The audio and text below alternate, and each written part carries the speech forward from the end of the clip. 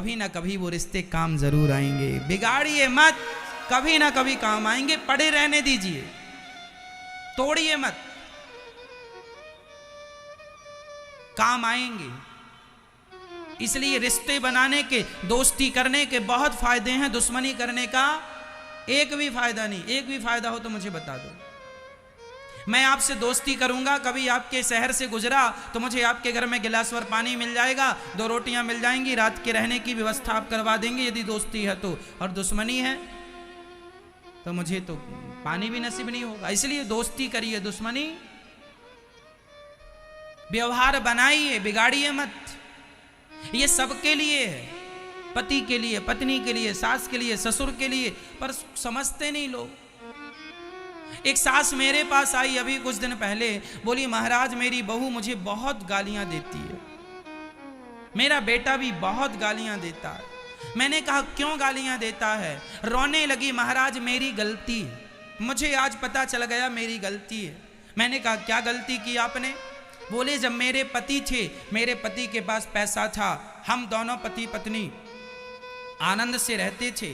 बहू आई, हमने बहू को खूब परेशान किया, पैसे का जलवा दिखाया, पैसे की अकड़ दिखाई और बहू खूब परेशान किया, उसे खूब तंग किया। बेटे को बहू से हमने कई बार लड़ाने की कोशिश की, झूठ मूठ का, लेकिन दिन बदलते देर नहीं लगे। कुछ दिन पहले मेरे पति चले गए और चले जाने के बाद मैं अकेली पड़ गई। और अब बहू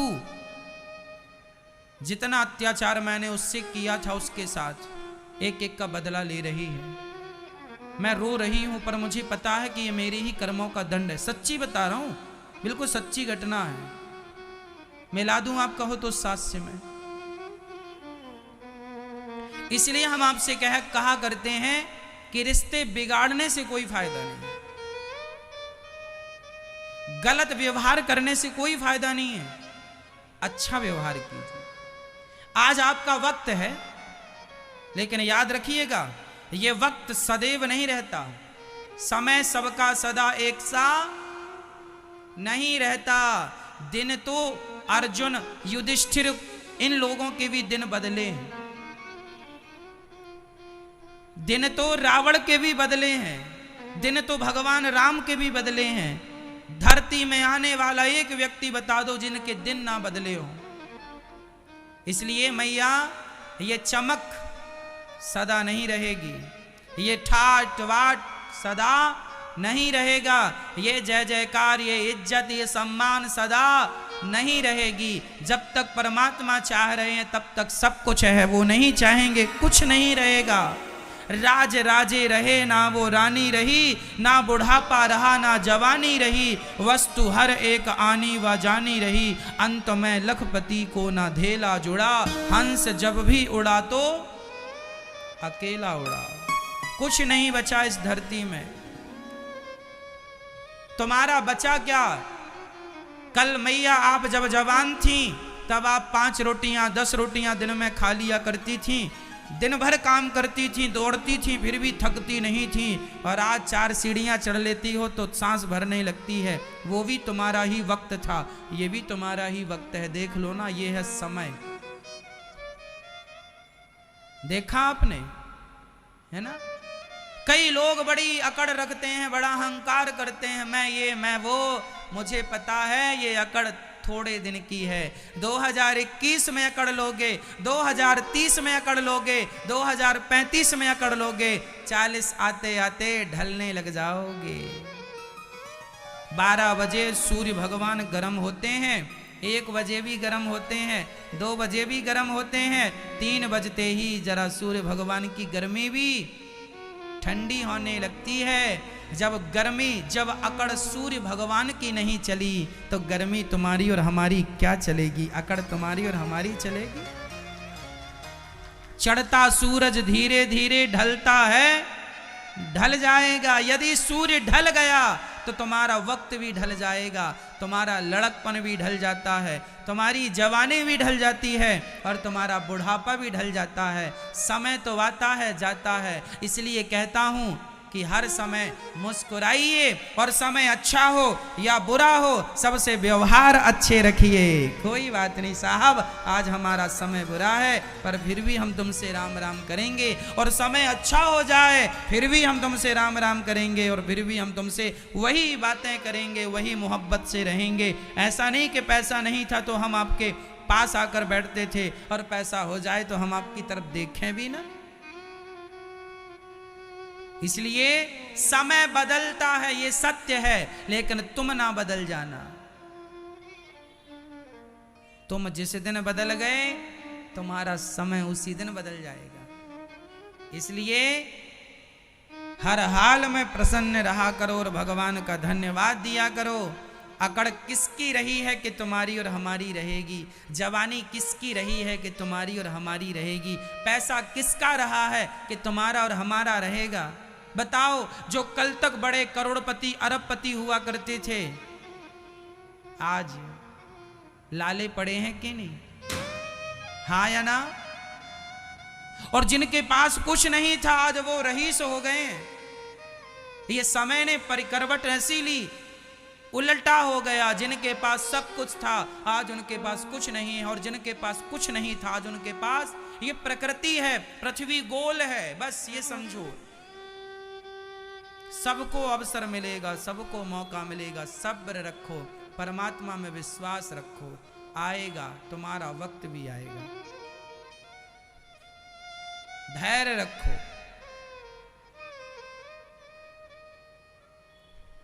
भगवान के 24 अवतारों का वर्णन भागवत जी में है। सनक सनंदन सनातन सनत कुमार पहला, वाराह दूसरा, नारद जी तीसरा, नर नारायण, कपिल देव जी, दत्तात्रेय जी, यज्ञ भगवान, ऋषभ देव जी, प्रचु भगवान, कक्षप भगवान, धनवंतरी, मोहिनी, नरसिंह, वामन, परशुराम जी, व्यास जी, श्री राम जी, बलराम जी, श्री कृष्ण, बुद्धावतार, हरि, हयग्रीव, कल्की और मत्स्य भगवान। 24 अवतार। नारद जी दासी पुत्र थे पर तप के प्रभाव से ब्रह्मा पुत्र हो गए, सेवा के प्रभाव से। व्यास जी ने 17 पुराण लिखे, शांति नहीं मिली। 18वां पुराण भागवत पुराण जब लिखा अपार शांति का अनुभव हुआ। नारद जी कहते हैं भागवत की कृपा अच्छी है। नारद जी ने कहा मैं दासी पुत्र से ब्रह्मा पुत्र हो गया, केवल संत कृपा, केवल भगवान के भजन का प्रभाव है। और श्री व्यास जी ने महाभारत की, भागवत जी की रचना की महाभारत से।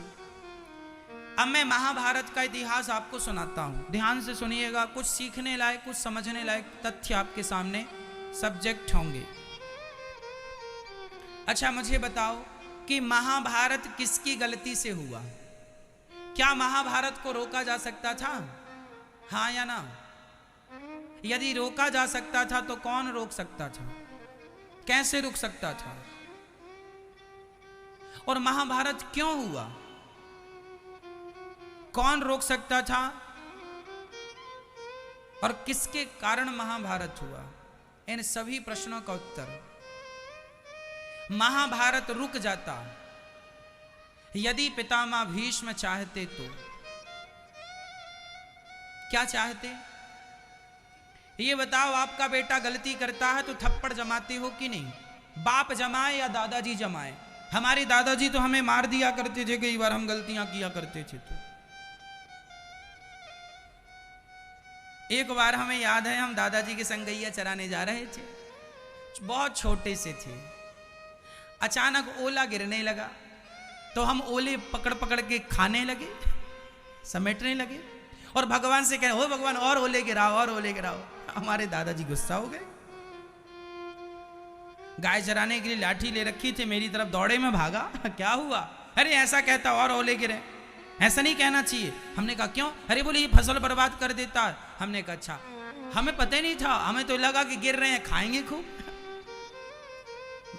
बीन बीन के खाने लग गए, मुंह में रखने लग गए। ओला था, बाद में पता चला कि नुकसान करता है। गलती करने पर हमारे दादाजी हमें डांटते थे, गलती करने पर हमारे पिताजी हमें डांटते हैं। अर्थ क्या निकला? यदि दुर्योधन गलती कर रहा था, दुर्योधन ने भरी सभा में एक नारी का अपमान किया, उसके वस्त्र पकड़ के खींचने की कोशिश की दुशासन ने, क्या पितामह भीष्म को खड़े होकर दोनों को, दुशासन और दुर्योधन को 2-2 थप्पड़ नहीं जमाने चाहिए थे? यदि पितामह भीष्म 2-4 थप्पड़ जमा देते मैया, और मैं तो कहता हूं कि पितामह भीष्म दुर्योधन को मार डालते, यदि दुर्योधन को मार डालते, नहीं मारते तो देश से निकाल देते, नहीं निकालते तो गाल में 2-4 थप्पड़ तो जमा ही देते, यदि इतना कर देते तो महाभारत रुक जाता। लेकिन जब बच्चों का अपराध बड़े देखते हैं और चुप्पी साधे बैठते हैं, तब जाकर के महाभारत होता है मेरी मां। जब बच्चों की गलतियां बड़े देख कर भी चुप रहे, गलती करो ना, बच्चे गलती करें, मैं गलती करूं, इसलिए मैं आपसे कहा करता हूं, मैं जो भी गलत कहूं कथा में, आप जरूर YouTube पर कमेंट बॉक्स में लिखकर बताना कि आज आपने ये बात गलत कही, आपको कोई बात बुरी लगी हो, आप बताना, मैं उसे सुधार करूंगा। सारी जिंदगी मुझे सुधार करना है, सारी जिंदगी मुझे सीखना है। अरे सीखने की कोई आयु थोड़ी होती है। जब तक प्राण है तब तक सीखो, और सीखना बंद तो जीतना बंद। तब तक जीतोगे जब तक सीखोगे। सीखते रहो, सीखते रहो, सीखते रहो।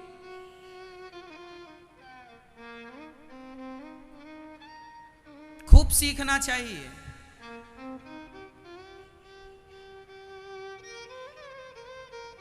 खूब पढ़ना चाहिए। सीखने का कोई कार्यकाल नहीं होता कि अब तक सीख लिया अब नहीं सीखेंगे ना। खूब कल भी सीखा, आज भी सीखो, परसों भी सीखेंगे, आने वाले वक्त में रोज सीखेंगे।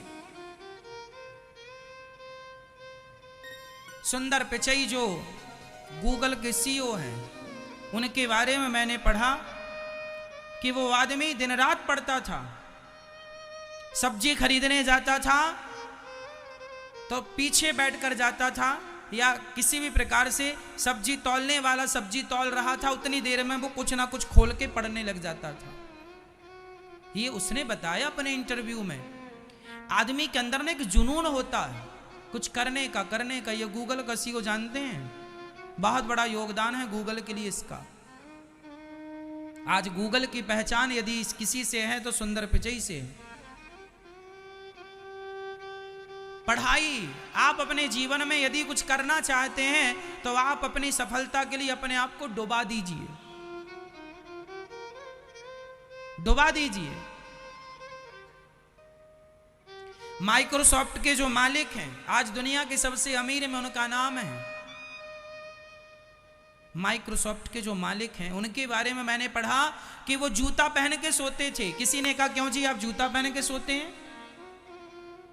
बोले जूता पहन के इसलिए सोता हूं कि सवेरे जब उठूंगा तो जूता पहनने में टाइम लगेगा, इसलिए पहन के सोता हूं कि खड़ा हो जाऊं बिल्कुल रेडी, काम के लिए निकल पड़ूंगा। काम का ऐसा जुनून के काम करना है, काम करना, काम करना है, काम करना है।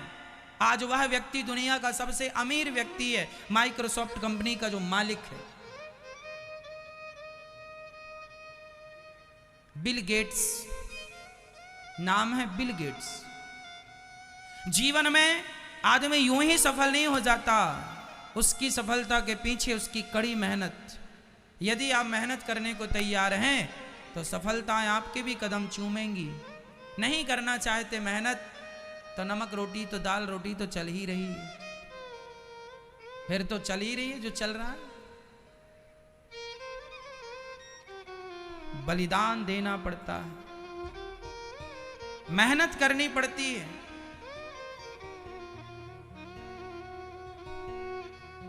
गलत निर्णय ना हो एक भी नहीं तो सारी जिंदगी पश्चाताप करना पड़ेगा, रोना पड़ेगा। मेरी माँ पितामह भीष्म सारी जिंदगी रोए हैं इसलिए कि सही वक्त पर मैंने दुर्योधन को 2-4 थप्पड़ जमा दिए होते तो आज ये दिन ना देखने पड़ते। इस दुष्ट आदमी के कारण लाखों निर्दोष लोग मारे गए हैं महाभारत के युद्ध में। किसके कारण? एक दुर्योधन के कारण। और दुर्योधन बस नहीं, महाभारत में सबसे बड़ी भूमिका 2 लोगों की है, बाप और बेटे की। बाप कौन? बाप कौन? धृतराष्ट्र। बेटा कौन? दुर्योधन। आपका बाप धृतराष्ट्र तो नहीं है, देख लेना, और आपका बेटा दुर्योधन तो नहीं है, ये भी देख लेना। धृतराष्ट्र जैसा विधाता किसी को बाप ना दे। अब बताओ, ऐसा बाप था कि बैठा वहीं सभा में और बेटा साड़ी उतार रहा है महिला की। अब बता, मुझे लगता है कि इस धरती में आज ऐसा कोई बाप ना होगा जो अपने बेटे के कहे कि साड़ी उतारो। बेटा साड़ी बाप के सामने तो नहीं ही उतारेगा। आज का बेटा इतना लिहाजा तो करता है अपने बाप का कि भाई मेरा बाप बैठा है, मैं किसी महिला की साड़ी कैसे उतारूं। लेकिन दुर्योधन के बाप अर्थात धृतराष्ट्र वहां पर मौजूद थे जहां दुशासन द्रौपदी की साड़ी खींच रहा था। अब सोचो कि वो बाप कैसा बाप होगा। वो बाप केवल आंखों का अंधा बाप नहीं था, उस बाप के तो अंदर की आंखें भी फूटी पड़ी थी, ज्ञान वैराग्य की कोई आंखें नहीं थी उसकी। चलो ये आंखें फूट गईं, कम से कम अंदर की तो कोई आंखें हो, चेतना हो, कोई इंसानियत की आंखें तो हो, दया की आंखें तो हो, धर्म की आंखें तो हो, ज्ञान की आंखें तो हो, कोई आंख नहीं थी। अब बताओ, किसी महिला, और ये जिसकी साड़ी खिंच रही थी वह भी कोई सामान्य स्त्री नहीं थी, वह तुम्हारी बहू थी। भाई धृतराष्ट्र के भाई का नाम पांडु था, और ये पांडव किसके बेटे थे?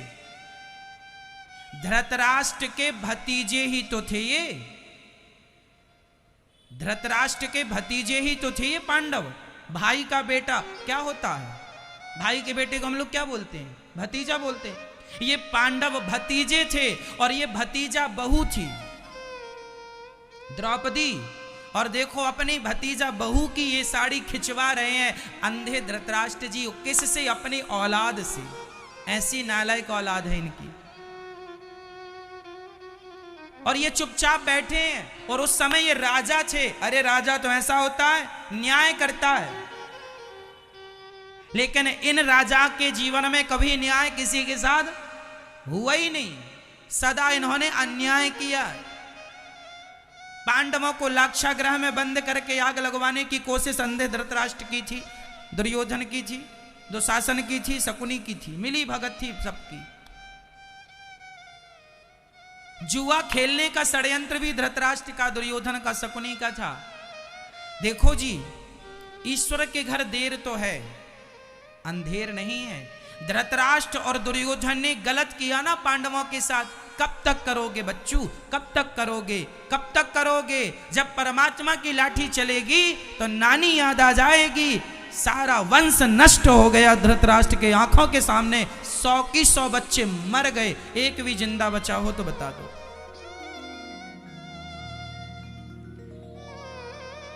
मैया, पाप का अंत होता है, तुम कर लो, बड़ा मजा आता है पाप करने में।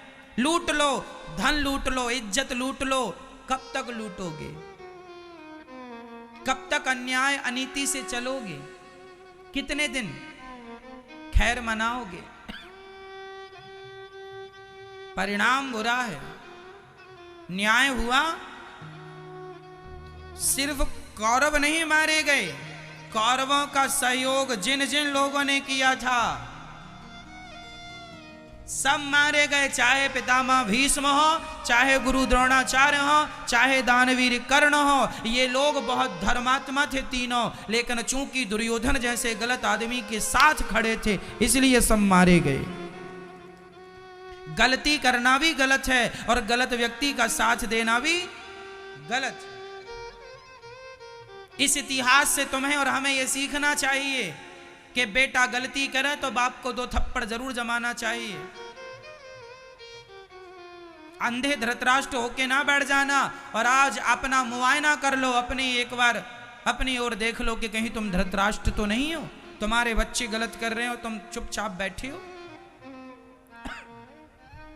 यदि तुमने गलत का साथ दिया, रोने वाला भी नहीं बचेगा।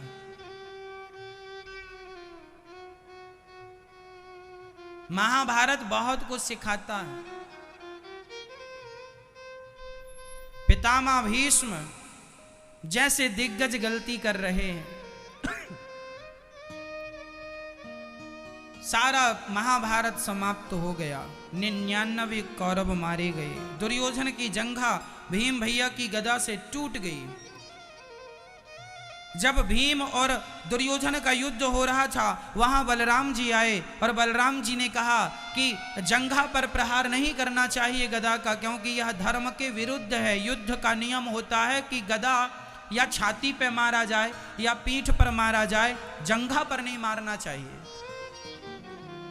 और तुमने जंघा पर, जांघों पर गदा मारी है। बलराम जी बोले, भीम मैं तुझे मारूंगा, तूने गलत किया है, मेरे गुरु आज्ञा का उल्लंघन किया है। मैंने तुझे सिखाया था कि पांव चरणों में जंघा पर गदा नहीं मारते, तूने तोड़ दिया नियम, मारूंगा। भगवान कृष्ण ने बलराम जी को रोका, दाऊ भैया रुकिए, दाऊ भैया रुकिए, आप अभी आ रहे हैं, तब कहां थे जब द्रौपदी की भरी सभा में साड़ी खिंच रही थी और यही दुर्योधन कह रहा था, आजा मेरी जंघा पर बैठ जा द्रौपदी, आजा मेरी जंघा पर बैठ जा द्रौपदी, तब कहां थे आप? न्याय करना है तो सबके साथ न्याय कीजिए, केवल एक के साथ न्याय क्या होगा? भगवान कृष्ण ने कहा, भीम मारो इसे और इसकी जंघा तोड़ दो गदा से। बलराम भैया ने कहा, यह तो युद्ध के नियम के खिलाफ है, ये तो अधर्म है। तब भगवान श्री कृष्ण ने कहा, दाऊ भैया इस दुर्योधन से पूछो कि इसने कब कब कहां कहां धर्म का ख्याल रखा है। इसने अभिमन्यु को मारा है, एक महारथी से एक ही महारथी लड़ेगा, ये युद्ध का नियम था, लेकिन अभिमन्यु से 7 महारथियों ने एक साथ लड़ाई की है। क्या इन्होंने धर्म का पालन किया? क्या एक स्त्री को अपनी किसी दूसरे की पत्नी को अपनी जांघ में बैठने का निमंत्रण देना, क्या यह धर्म था? जब इसने धर्म का पालन नहीं किया गया तो इसके लिए भी धर्म का पालन नहीं किया जाएगा। अधर्मी को अधर्म से मार देना ही धर्म है, अधर्मी को अधर्म से मार देना ही धर्म है। जब तुमने धर्म का पालन नहीं किया तो हमसे उम्मीद ना करना कि हम तुम्हारे साथ धर्म का व्यवहार करेंगे, पालन करेंगे। इसलिए बलदाऊ भैया वहां से चले गए और महाभारत का युद्ध, गुरु द्रोणाचार्य जी भी अधर्म से मारे गए हैं, दानवीर कर्ण भी अधर्म से मारे गए हैं। प्रश्न खड़ा हुआ, क्यों? इस धर्म युद्ध में अधर्म का क्या काम? भगवान से सवाल किया गया। किसी ने कहा, प्रभु ये तो धर्म युद्ध था, धर्म क्षेत्र कुरुक्षेत्र। गीता का पहला अर्थ क्या है? गीता का पहला अर्थ, पहला शब्द क्या है? वाक्य क्या है? गीता का पहला श्लोक क्या है? जानते हैं गीता कहां से शुरू होती है? गीता का पहला अध्याय, पहला श्लोक ये है, धर्म क्षेत्र कुरुक्षेत्र समवेता युतुत्सवा। गीता कहां से स्टार्ट हुई? धर्म से। परंतु एक बात और है, धर्म केवल पांडवों के पास था। कौरवों ने पग पग पर धर्म का उपहास किया है, धर्म की मर्यादा को तोड़ा है। और जब आप धर्म तोड़ेंगे तो देखो फिर हमसे उम्मीद ना करना। आप हमसे 1 लाख झूठ बोलें और आप हमसे उम्मीद करें कि हम आपसे सत्य बोलें। अधर्मी एक अभिमन्यु को मारने के लिए 7 महायोद्धा, उसमें गुरु द्रोणाचार्य भी थे, दानवीर कर्ण भी थे, दुर्योधन दुशासन और जयद्रथ भी था। एक आदमी से लड़े। उस समय अभिमन्यु की उम्र केवल 20 वर्ष की थी, 20 साल का छोटा सा बालक कह सकते हैं, 20 साल का बच्चा था। और उसे मारने के लिए उस समय गुरु द्रोणाचार्य जी की आयु कितनी थी? उस समय गुरु द्रोणाचार्य जी की आयु थी 700 वर्ष। उस जमाने में आयु लंबी हुआ करती थी। गुरु द्रोणाचार्य जी की आयु कितनी थी? 700 साल के थे। और दानवीर कर्ण कितने बड़े थे? दानवीर कर्ण तो धर्मराज युधिष्ठिर से भी बड़े थे, कुंती पुत्र ही तो हैं। और ये खुद का भतीजा कर्ण को पता था कि अभिमन्यु कौन है। कुंती ने युद्ध के पहले बता दिया था कि तू मेरा बेटा है। बताया था कि नहीं? बताया था कि तू मेरा बेटा है और पांडव तेरे सगे भाई हैं। और जब पांडव सगे भाई हुए तो अर्जुन का बेटा अभिमन्यु कौन हुआ? सगा भतीजा हुआ कि नहीं? सगे भतीजे को मार डाला कर्ण ने। ये कैसा तुम्हारा युद्ध है? चलो धर्म से मारते तो समझ में भी आता, निहत्थे आदमी को मारा है। जबकि युद्ध का नियम बनाया गया था कि जिस योद्धा के हाथ में अस्त्र शस्त्र ना हो उस पर प्रहार नहीं करना है। और एक योद्धा से एक ही योद्धा युद्ध करेगा, 2 3 4 नहीं करेंगे। ये नियम बनाया था पितामह भीष्म ने, लेकिन सारे नियमों को कौरवों ने तोड़ दिया।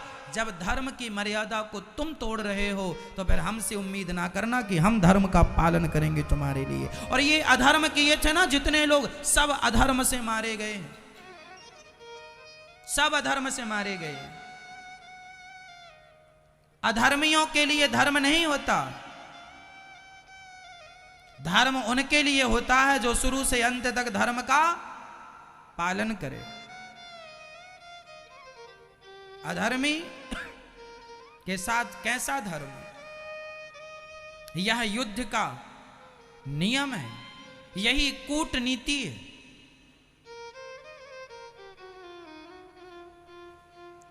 दुर्योधन तड़प रहा है, मौत आ जाती तो मर जाता, मौत आ जाती, कहां मौत आती है जल्दी से। तड़प रहा, जंघा टूटी पड़ी है। गुरु द्रोणाचार्य का पुत्र अश्वत्थामा आया। अश्वत्थामा बोला मैं आपकी क्या मदद करूं? कहा कि मेरे से पांडव एक भी ना मर सके, मैं पांडवों को मरा हुआ देखना चाहता हूं। अश्वत्थामा चले पांडवों को मारने के लिए, जिनके रक्षक भगवान है, भला उन्हें कौन मारेगा, पर फिर भी चल रहे हैं। रात्रि के समय पांडवों को भगवान ने उठाकर दूसरे शिविर में सुला दिया। भगवान देखो कितनी बड़ी रक्षा करते हैं अपने भक्तों की। पांडवों को दूसरे शिविर में सुला दिया। द्रौपदी के 5 बच्चे वहां आकर सो गए और अश्वत्थामा ने 5 बच्चों को पांडव समझकर 5 का सिर काट लिया। ये इतने बड़े आतात, ये देखो भले ज्ञानी है, ये गुरु द्रोणाचार्य जी का बेटा है। अश्वत्थामा कोई सामान्य ऐरा गहरा नत्थु खैरा नहीं है, पढ़े लिखे लोग हैं, सब विद्वान हैं, समझदार हैं। ये धर्म अधर्म की परिभाषा बहुत अच्छी जानते हैं। ये जानते हैं कि धर्म क्या है और अधर्म, सब जानते हैं। लेकिन आदमी के अंदर जब लालच सवार होता है ना, लोभ, बताओ पाप का बाप कौन है? पाप के पिताजी कौन? मैया, आपके पिताजी का हम नहीं पूछ रहे हैं, पाप के कौन है बताओ? मैया बताओ, पाप का बाप कौन? मैया, हो गई पंचायत, और कर लो थोड़ी सी मैया। बताओ मैया, पाप का बाप कौन? कौन? भैया जी आप लोग बताओ, पाप का बाप कौन?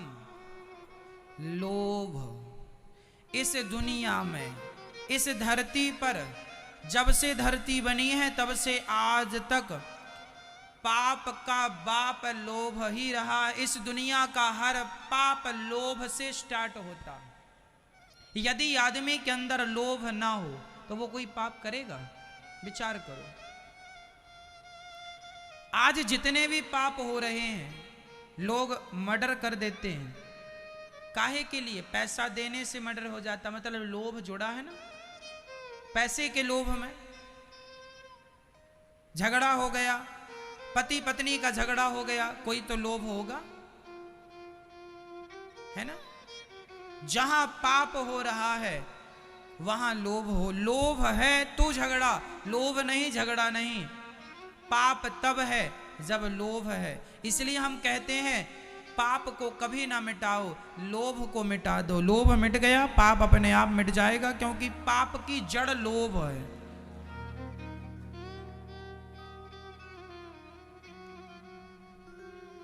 एक पंडित जी थे, काशी से पढ़ करके आए। घर आए तो पिता ने पूछा कि बेटा पाप का बाप कौन है। उन्होंने पूरे वेद पुराण उलट पलट लिए, पर कहीं उन्हें पाप के बाप का नाम नहीं मिला। पिता ने कहा जा अभी और पढ़ के अभी तेरी पढ़ाई पूरी नहीं, मेरे प्रश्न का उत्तर नहीं दिया मतलब तेरी पढ़ाई अभी पूरी, जा। उल्टे पांव बाप ने बेटे को फिर लौटा दिया। वो फिर काशी की तरफ चला। बड़े बड़े विद्वानों से पूछा भैया बताओ पाप का बाप कौन है, ये कौन से ग्रंथ में मिलेगा, कहां लिखा है कि पाप का बाप कौन है, मैंने तो कहीं नहीं पढ़ा। बड़े बड़े ज्ञानी योगी ध्यानियों के पास गया, पर कोई जवाब ना दे सका कि पाप का बाप कौन है। वो बालक थक गया।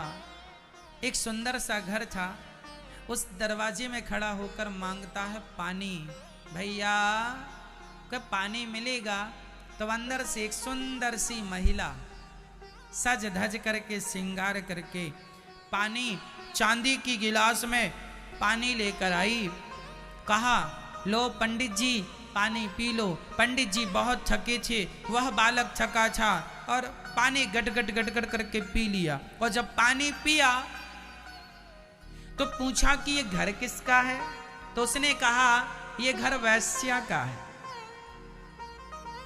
इस घर में वैश्या रहती है। अब पंडित जी अपना पानी बाहर निकालने लगे, निकल पानी, वैश्या का पानी मैंने पी लिया। तो तुमने बताया नहीं कि घर वैश्या का, मैं कभी पानी ना पीता वैश्या के घर का, मेरा धर्म बिगाड़ दिया। उस महिला ने कहा पंडित जी अब धर्म तो देखो बिगड़ ही गया, गर्मी बहुत है, आओ अंदर बैठ जाओ। छाया तुमने पूछ लिया होता पहले तो हमने बता दिया होता, पर तुमने पूछा नहीं। तुमने पानी पीने के बाद पूछा तो हमने, आपने पानी मांगा, हमारा धर्म था पानी देना, दिया। गर्मी बहुत है, कहीं छाया नहीं, आओ थोड़ी देर बैठ जाओ। पंडित जी बोले चलो ठीक है बैठ जाते हैं, पर हमें प्रायश्चित करना पड़ेगा, तुम्हारा पानी पी लिया वैश्याओं के घर का, हटो यहां से। वैश्या अंदर गई, अंदर से लड्डू लेकर आई। पंडित जी पानी तो पी ही लिया, बैठे ही हो, भूख लगी होगी, जरा 2-4 लड्डू खा लो। पंडित जी बोले राम राम राम, तुझ वैश्या के हाथ का हम लड्डू खाएंगे? वैश्या ने सोने का एक सिक्का रख दिया। अच्छा एक काम करो, एक लड्डू खाओ, एक सिक्का देंगे। जब आप पानी पी ही चुके हैं और पानी का प्रायश्चित करेंगे तो लगे हाथ लड्डू का भी कर लेना। और ये जो सोने का सिक्का है ना, पैसा, ये आपके रास्ते में आपको बहुत काम करेगा। पर ये बताओ आप जा कहां रहे हो? हम काशी जा रहे हैं। क्यों? हमें पता लगाना है कि पाप का बाप कौन है। वैश्या ने कहा बस ये प्रश्न तो हम ही उत्तर दे देंगे इसका। उसे बड़ा आश्चर्य हुआ कि बड़े बड़े ज्ञानी तो बता ना सके कि पाप का बाप कौन है, ये वैश्या कहती हम उत्तर देंगे। वैश्या ने कहा पहले लड्डू खाओ। पंडित जी को लगा सोने की एक मोहर मिल जाएगी तो कुछ किराया भाड़ा का काम बंदोबस्त हो जाएगा। एक लड्डू खा लिया, वैश्या ने तुरंत एक सिक्का रख दिया। दूसरा से लड्डू वैश्या ने कहा अब एक और खा लो। पंडित जी ने कहा एक खा लिया बहुत है, अब इसी का प्रायश्चित करना पड़ेगा। नहीं तुम्हारे हाथ का नहीं खाएंगे, तुम वैश्या हो। अरे महाराज गुस्सा काहे को होते हैं, एक लड्डू पर 2 मोहरें हैं। अब एक लड्डू पर 1 मोहर थी, अब एक लड्डू पर 2। पंडित जी बोले एक पे दो है, कोई बात नहीं, प्रायश्चित कर लेंगे, चलो ला। एक और खा लिया। वैश्या ने तीसरा पकड़ाया, तीसरा लड्डू खाओ। उसने कहा ना ना, दो बहुत हो गए, गंगा जाके पानी गंगा जी में खड़ा होकर के गायत्री जप करूंगा, तब कहीं जाके तुम्हारे पाप से मुक्ति मिलेगी। अब जब करना तो तीसरा भी खा लो, इसमें 3 मोहरें मिलेंगी। पंडित जी लड्डू खाते गए, वो वैश्या मोहरें देती गई, देती गई। अंत में पंडित जी जाने लगे। वैश्या ने कहा महाराज प्रश्न का उत्तर मिला कि नहीं? बोले नहीं मिला, काशी में जाके पता लगाऊंगा। वैश्या ने कहा महाराज आपको अभी भी पता नहीं चला? आप मेरे घर में लड्डू खाए, मुझ वैश्या के हाथ का खाना पाप है आप ब्राह्मणों के लिए, पर फिर भी आपने खाया। बताओ किसके लिए खाया? मोहरों के लिए। मोहरें क्यों चाहिए? क्योंकि अंदर लोभ जाग गया। पंडित जी लोभ ना जागता तो आप मुझ वैश्या के लड्डू कभी ना खाते। आप पाप तभी करते हैं जब आपके अंदर लोभ जागता है, इसलिए पाप का बाप लोभ। ये वैश्या ने ज्ञान दिया। पंडित जी उसके चरणों में गिर पड़े। माता धन्य हो तुमने हमारी आंखें खोल दी। सच्ची कहा तुमने, तुम्हारे लोभ पर हम, भले तुम वैश्या हो पर तुमने हमें वो सिखाया कि बड़े बड़े ज्ञानियों ने भी हमें वो शिक्षा ना दी। अंत में घर गए, उन्होंने पिता से कहा पाप का बाप लोभ है। पिता ने हृदय से लगाया। कहने का तात्पर्य ये है कि आप कभी लोभ ना करिए। इस लोभ पर संतों ने एक दोहा लिखा है, मक्खी गुड़ में गड़ी रहे, पंख रहे लिपटाय, हाथ मलहे और सिर धोने, लालच बुरी बलाय। कहावत भी है लालच बुरी, इसलिए लालच ना करना, लोभ ना करना, नहीं तो पाप होगा। जब जब आपके अंदर लोभ जागता है तब तब आप पाप करते। पाप से बचना है तो लोभ से बचिए। रामचरितमानस में लिखा है, काम क्रोध मद लोभ सब नाथ नरक के पंथ। काम क्रोध लोभ मोह ये चारों नरक के दरवाजे हैं, चारों से बचने की जरूरत है। अश्वत्थामा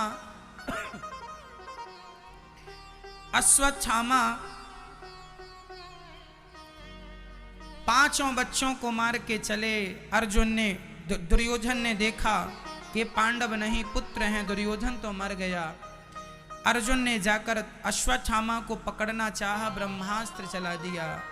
भगवान की शरण में आके अर्जुन बोले, कृष्ण कृष्ण महाबाहो भक्तानां अभयंकरा, त्वमेको दह्यमानानामपवर्गो संस्रते। हे प्रभु रक्षा करो। भगवान ने कहा आप भी ब्रह्मास्त्र चलाओ। अर्जुन ने चलाया, दोनों टकरा जाते तो प्रलय हो जाता, शांत किया। और अश्वत्थामा को पकड़कर द्रौपदी के सामने खड़ा किया। द्रौपदी आपके पुत्र का हत्यारा आपके सामने है, जो दंड देना है दे दो। यह हत्यारा है। द्रौपदी कहती हैं छोड़ दो। क्यों छोड़ दें? दया धर्म का मूल है, पाप मूल अभिमान। तुलसी दया न छोड़िए, जब तक घट में प्राण। दया हमें कभी नहीं छोड़नी चाहिए। दया धर्म का मूल है, पाप मूल अभिमान। जब तक शरीर में प्राण है तब तक दया करनी चाहिए। द्रौपदी एक मां है और भला मां में दया ना हो, कैसे संभव है? मैया जी दया तो होनी चाहिए। ऐसा करो कि दोनों काम हो जाएं। अश्वत्थामा को अपमानित करके उसके सिर की मणि निकालकर उसे नगर से निकाल दिया गया। अपने से बड़ों का अपमान करना ही, उनका तिरस्कार करना ही उन्हें मार देने के बराबर होता है। अर्जुन अश्वत्थामा गया और उसने उत्तरा पर, अभिमन्यु पत्नी उत्तरा पर ब्रह्मास्त्र चला दिया। उत्तरा दौड़कर भगवान की शरण में आई और भगवान से कहने लगी, पाहि पाहि महायोगिन देव देव जगत्पते, नान्यं त्वद्भयं पश्ये यत्र मृत्यु परस्परम्। तुरंत उत्तरा भगवान की शरण में आई। अच्छा देखिए कितनी बढ़िया बात है। जब उत्तरा पर संकट आया तो उन्होंने बिना देर लगाए भगवान की शरण में आ गईं। यही हम सबके लिए सूत्र है जीवन में, कि जीवन में जब भी संकट आए, कोई भी संकट आए, बिना देर लगाए भगवान की शरण में दौड़कर चले जाना चाहिए। रक्षा करो प्रभु, आप ही हमारे। उत्तरा गई और भगवान से कहने लगी, रक्षा कीजिए। पाहि माम पाहि माम। भगवान ने उत्तरा के गर्भ की रक्षा की और उत्तरा प्रसन्न होकर चली गई। जब भगवान द्वारिका जाने लगे तब कुंती ने भगवान से हाथ जोड़कर कहा, कृष्णाय वासुदेवाय देवकी नंदनाय च नंद गोप कुमाराय गोविंदाय नमो नमः।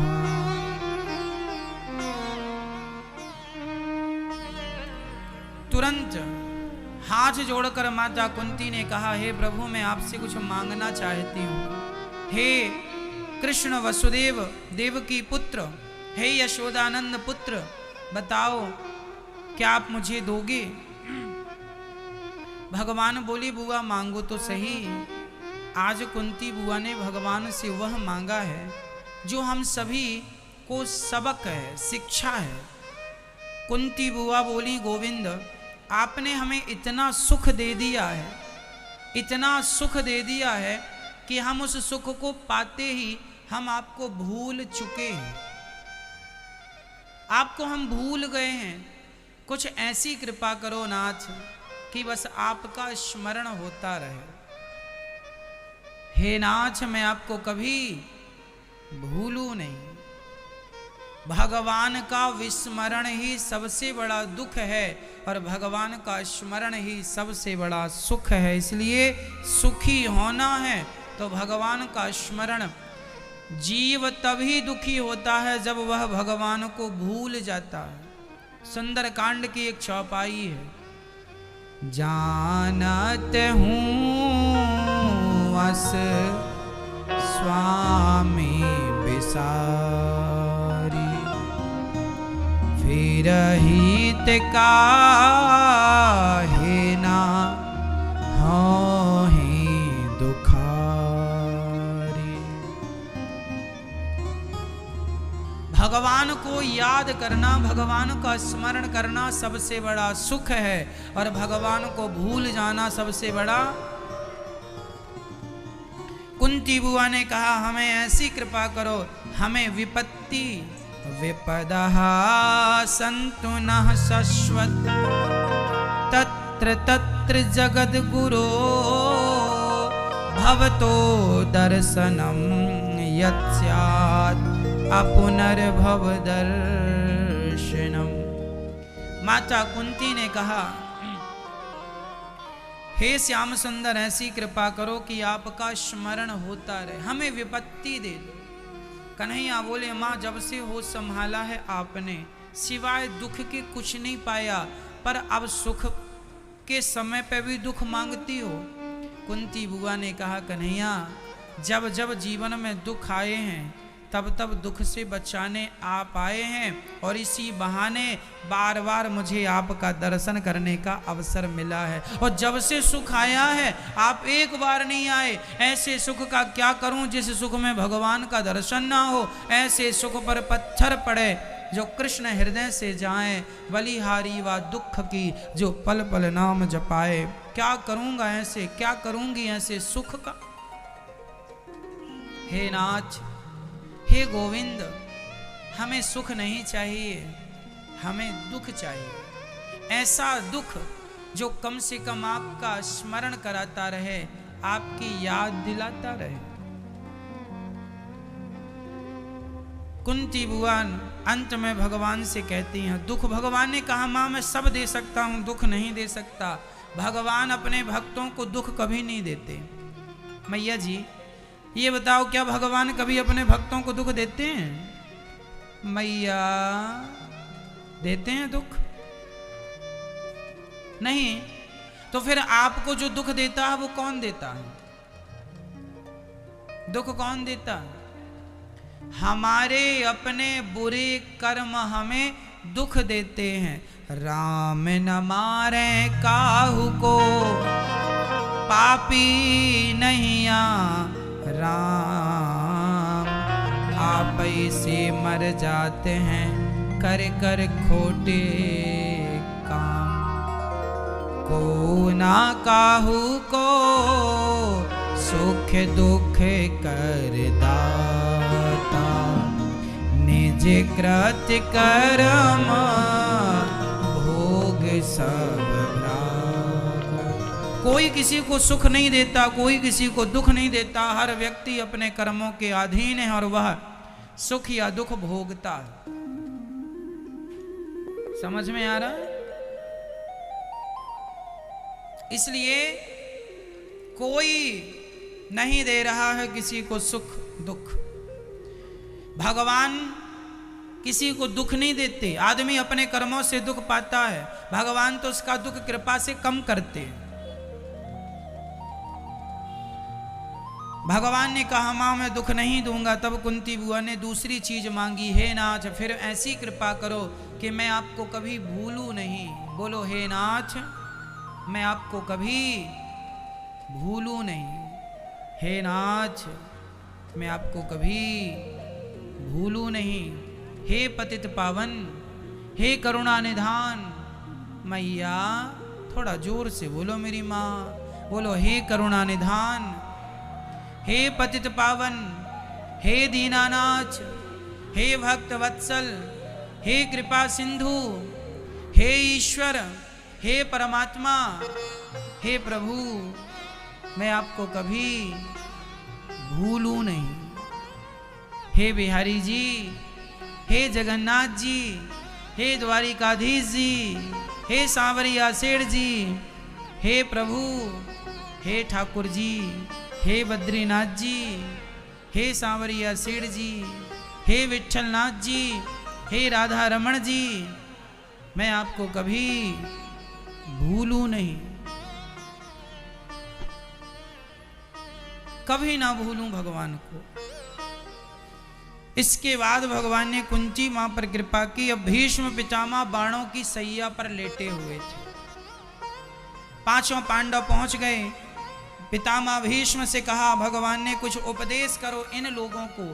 पांडवों को उपदेश किया, अपने जीवन में बुरा मत करना, बुरा होते मत देखना। द्रौपदी हंसने लगी, वाह पितामह क्या ज्ञान। अच्छा मैया एक बात बताएं, समझा देना ज्ञान दे देना बहुत सरल है, पर उस ज्ञान पर अमल कर लेना, उसे चरितार्थ कर लेना जरा कठिन है।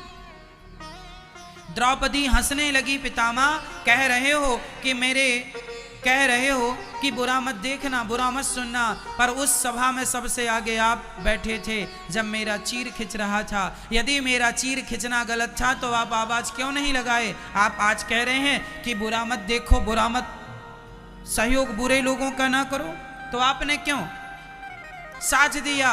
पितामह भीष्म रोने लगे, बेटी मैंने उस दुष्ट दुर्योधन का अन्न खाया है और उसका अन्न खाते खाते खाते खाते मेरी बुद्धि भी बिगड़ गई थी, क्योंकि जैसा अन्न वैसा मन। पितामह भीष्म सत्य के साथ खड़े क्यों नहीं हुए?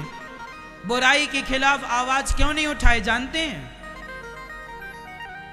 क्यों? एक आदमी गलत कर रहा है और गलत करता हुआ वह आपको भी पैसे दे रहा है, घूस दे रहा, तो क्या आप कभी उसके बारे में बोलेंगे? क्योंकि आप खा ही रहे हैं उसकी। पितामह भीष्म रोटी किसकी खा रहे थे? दुर्योधन की, धृतराष्ट्र की। और जिसकी खाएंगे वो पापियों की खाएंगे, तो स्वाभाविक है उनकी बुद्धि भी पापी होगी। इसलिए कहता हूं अच्छा अन्न खाया करो, मेहनत की रोटियां खाया करो, पाप की रोटियां ना खा लेना, बुद्धि बिगड़ जाएगी। जब एक एक बूंद रक्त जमीन पर गिर गया, पितामह भीष्म बोले दुर्योधन के अन्न से बना रक्त गिर गया, तब जाकर मेरी बुद्धि निर्मल हुई है। गलत आदमी की छाया में मत रहना मैया। तुम कितने भी बड़े धर्मात्मा हो, गलत व्यक्ति की संगत है, गलत व्यक्ति की तुम रोटियां खा रहे हो, देख लेना कुछ दिनों में तुम भी उसी के सुर में सुर मिलाने लग जाओगे। क्योंकि रोटी का अपना प्रभाव होता है। एक साधु थे, एक साधु थे, वह जा रहे थे, एक बहुत बड़ा सेठ बैठा था। सेठ जी ने साधु को देखा, आइए महाराज जी बैठिए, क्या खाएंगे? बिठाया, सम्मान, साधु सेवा कर रहा था वो। संत जी बैठ गए, उसने संत जी को दूध पिलाया, संत जी को रबड़ी खिलाई, संत जी को और दान दक्षिणा दी। और संत जी जाने लगे तो वहां 100 की एक गड्डी पड़ी थी, 10,000 रुपए पड़े थे। संत जी को लगा पड़े हैं, उठाकर संत जी ने झोली में रख लिया, चल पड़े। सेठ को लगा कि भाई यहां पैसे पड़े थे, कहां चले गए? लगता मेरे नौकरों ने चोरी कर ली। सारे नौकरों को खड़ा किया, क्यों रे तूने चोरी की? यहां या तुम थे या साधु थे, तो साधु तो ले नहीं जा सकता, और तुम लगता चुरा लिए। वो बोल रहे हैं महाराज मैं तो आपके संग बरसों से काम करता हूं, मैंने चोरी नहीं की। सेठ बड़ा परेशान, फिर 10,000 कहां चले गए? रात बीत गई, सवेरे संत जी आए।